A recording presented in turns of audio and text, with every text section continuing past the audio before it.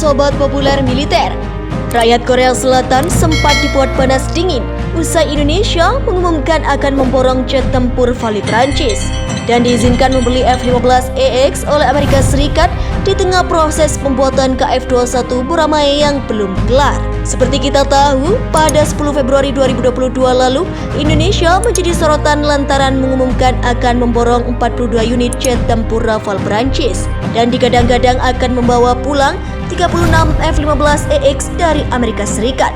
Padahal KF-21 Buramai belum juga kelar dibuat meski mampu membeli F-15EX Amerika Serikat dan Rafale Prancis. Indonesia rupanya sempat mengalami kendala pembayaran proyek KF-21 Buramai ke Korea Selatan. Setelah tahu TNI Angkatan Udara diberikan jet tempur Rafale Prancis, rakyat Korea Selatan jadi getar-getir soal pembayaran tunggakan proyek KF-21 Buramai.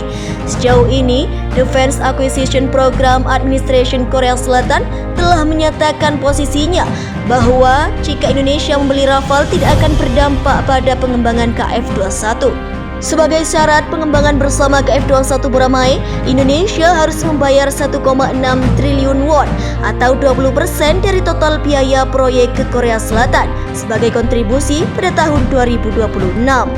Namun sejak pelaksanaan proyek jet tempur KF-21 Buramai pada tahun 2016 hanya 227,2 miliar won yang telah dibayarkan Indonesia.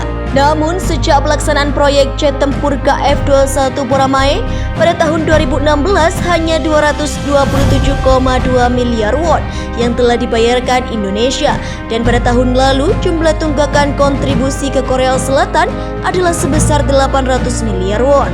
Meski Indonesia sempat menunggak pembayaran proyek KF-21 Buramai, Korea Selatan rupanya tidak punya pilihan. Bahkan dibocorkan seorang pejabat industri pertahanan Korea Selatan, Indonesia disebut menjadi satu-satunya penolong ekspor 300 unit ke KF-21 Buramai. Proyek pengembangan KF-21 pesawat tempur Korea generasi berikutnya dimulai pada tahun 2015 dengan tujuan untuk menggantikan pesawat tempur seperti F-4 dan F-15.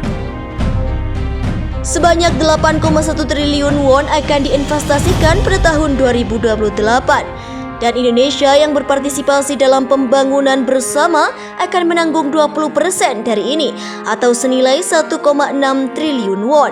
Digadang-gadang bakal dipersenjatai TNI Angkatan Udara dengan 3 jet tempur Gahar, yakni Rafale F-15EX dan KF-21 Buramai. Indonesia justru dituding tengah menjalankan strategi penyelundupan tingkat tinggi kedua.